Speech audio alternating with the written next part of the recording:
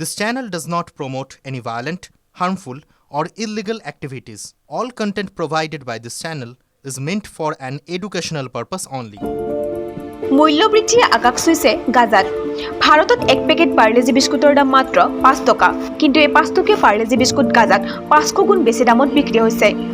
গাজাত এক পেকেট পাৰ্লেজি বিস্কুটৰ দাম ২৪০০ টকা। হয়তো আপোনাৰ শুনি আচৰিত যেন লাগিব, কিন্তু এয়াই সঁচা।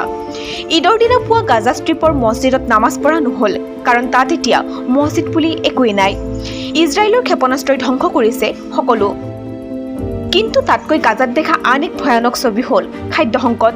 যি সময়ত বিশ্বজুৰি ঈদ উল আজহা উপলক্ষে কুৰবানী দিয়া হৈছে, খাদ্য পৰিৱেশন কৰা হৈছে, আপোনজনক উপহাৰ দিয়া হৈছে, সেই সময়তে এবিধ খাদ্যৰ বাবে সংগ্ৰাম কৰিবলগীয়া হৈছে গাজাৰ হাজাৰ হাজাৰ লোকে। যেতিয়া এটা পৰিয়াল আৰ্থিক সংকটৰ সন্মুখীন হয়, তেতিয়া বহুতে সোণ বিক্ৰী কৰিবলৈ বাধ্য হয়। কিন্তু আজি গাজাত এমুঠি খাদ্য গোটাবলৈ সোণৰ অভাৱ। কোনেও সুখত নাই। গাজাৰ বজাৰত কোনো খাদ্য কিনিব পৰা নাই, কাৰণ আকাশলংঘী হৈছে সকলো বস্তুৰ দাম।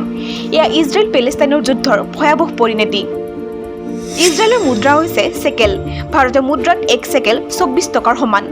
গাজাত এতিয়া ১ লিটাৰ তেলৰ মূল্য ১৭০ চেকেল, যি ভাৰতীয় মুদ্ৰাত ৪,১৭৭ টকা। ১ কেজি চেনিৰ দাম ২০০ চেকেল। ভাৰতীয় মুদ্ৰাত হ'ব ইয়াৰ পৰিমাণ ৪,৯১৪ টকা। ১ কেজি পাউডাৰ গাখীৰৰ দাম ৩৫ চেকেল।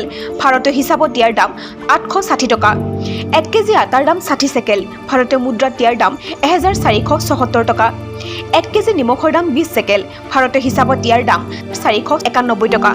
১ কেজি কুমলীয়া ডালিমৰ দাম ৪৫ চেকেল। ভাৰতীয় হিচাপত ইয়াৰ দাম ১,১০৬ টকা। ১ কেজি হাঁহৰ মাংসৰ দাম ৩০ চেকেল। ভাৰতীয় হিচাপত ইয়াৰ পৰিমাণ ৭৭৩ টকা। ১ কেজি বিলাহীৰ দাম ৪৫ চেকেল। ভাৰতৰ হিচাপত ইয়াৰ পৰিমাণ ১,১০৬ টকা। ১ কেজি পিঁয়াজৰ দাম ১৮০ চেকেল। ভাৰতৰ হিচাপত ৪,৪৩০ টকা।